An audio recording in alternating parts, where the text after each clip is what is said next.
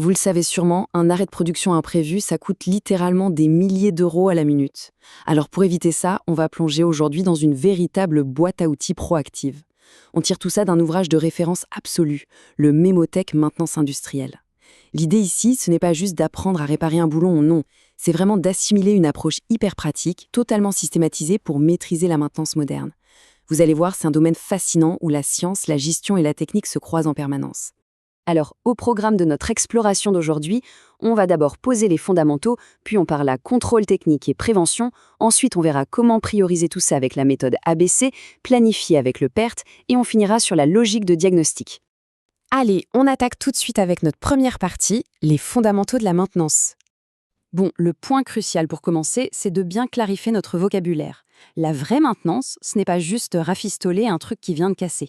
Ça, c'est la maintenance corrective, on subit complètement la panne. Ce que le manuel met vraiment en avant, c'est l'importance vitale de la maintenance préventive. En fait, c'est une stratégie super rigoureuse, hyper scientifique, qui repose sur des actions systématiques pour réduire le risque même qu'une panne arrive. En gros, on passe d'une mentalité de pompier qui court éteindre des incendies à celle d'un architecte qui garantit que la production tourne sans aucun accroc. Et ce qui est génial avec cette approche, c'est qu'elle ne se limite pas à un seul type de machine. Pas du tout. Ça s'applique uniformément sur les 4 grands domaines technologiques qu'on croise dans absolument toutes les usines. L'électrique, l'hydraulique, le mécanique et le pneumatique. Les lois de la physique changent, c'est sûr, mais la logique derrière la maintenance, elle, reste une constante universelle. Ce qui nous amène à notre deuxième point, le contrôle technique et la prévention. En fait, la frontière entre un système parfaitement sain et un système qui dérive, elle est purement mathématique. Prenez une carte de contrôle des moyennes.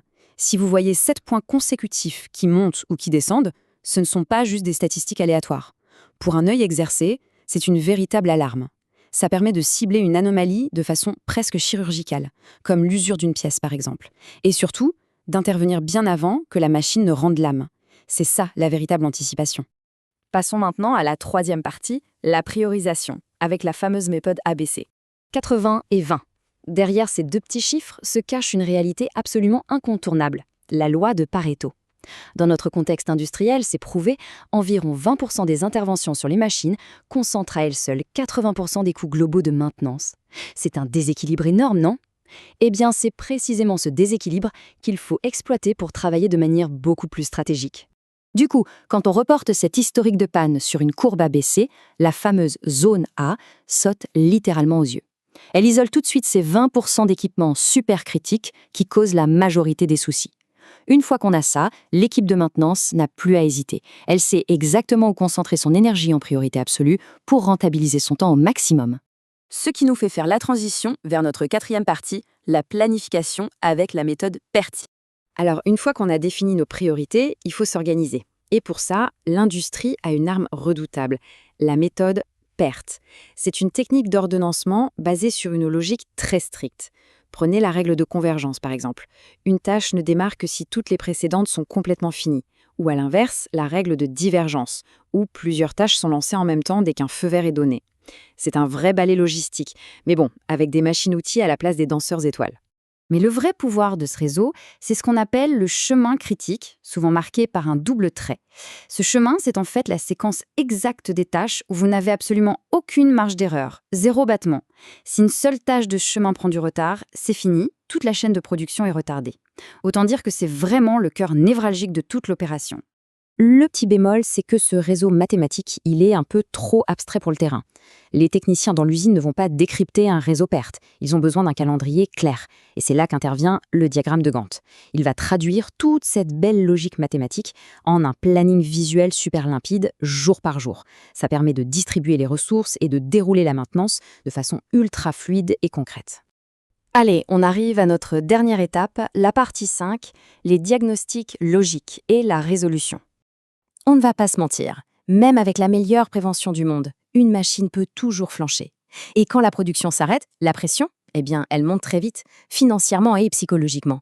Pour éviter de faire des suppositions complètement au hasard sous le coup du stress, il faut absolument suivre un processus de diagnostic bien précis en 4 étapes. 1. S'informer. 2. Formuler des hypothèses. 3. Localiser la panne. Et 4. Réparer. C'est vraiment ce qui fait la différence entre une intervention de pro et du simple bricolage. Et pour ça, le logigramme de diagnostic est votre meilleur ami. Il vous force à suivre une vérification super méthodique. Dans un système automatisé, on va vérifier d'abord les alimentations en énergie, ensuite si la partie commande est bien initialisée, etc. En fait, c'est une vraie gymnastique mentale. On élimine les variables les unes après les autres, jusqu'à isoler le problème de façon quasi mathématique, sans jamais sauter aux conclusions. Derrière, pour creuser ce diagnostic, on utilise souvent deux approches qui se complètent à merveille. D'un côté, on a le diagramme d'Ishikawa, vous savez, celui en arête de poisson. C'est un outil brillant parce qu'il stoppe net la chasse aux sorcières. On arrête de chercher un coupable humain et on catégorise logiquement le défaut, que ce soit la matière, le matériel ou la méthode. Et de l'autre côté, on a l'arbre de défaillance. Là, on est sur de la pure logique avec des portes OU et ET pour calculer les probabilités de panne. Bref, ces deux outils prennent une situation chaotique et la transforment en une structure claire et évidente à résoudre. Ce qui m'amène, pour conclure notre exploration, à une question vraiment fondamentale. Au fond, c'est quoi le but ultime de l'industrie moderne? Est-ce que c'est d'avoir des techniciens capables de réparer une machine à la vitesse de l'éclair quand elle est déjà en morceaux? Ou bien, est-ce que c'est d'utiliser l'analyse, la probabilité et la rigueur scientifique pour concevoir un système qui, tout simplement, ne tombe jamais en panne? On le voit bien, la maintenance évolue, elle nous pousse de la réaction pure vers la prédiction. Le but n'est plus de subir sa ligne de production, mais de la dompter complètement. Garder cette approche proactive en tête, c'est vraiment la clé de l'excellence technique. Merci d'avoir suivi cette analyse et j'espère que cela vous donnera matière à réfléchir.